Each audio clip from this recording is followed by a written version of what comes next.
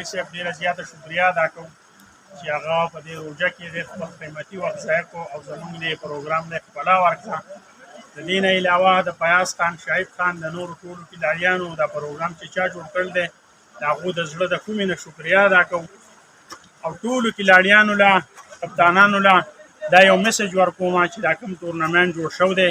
چې دا ډېر په ښه طریقه باندې سرته ورسوي او د دې نه د یو قسم د ورورولۍ حالات خواره کړي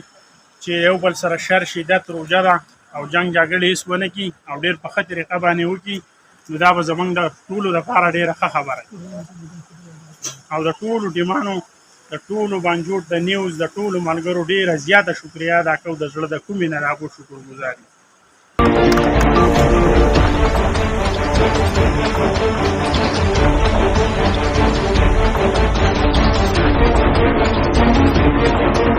Thank you.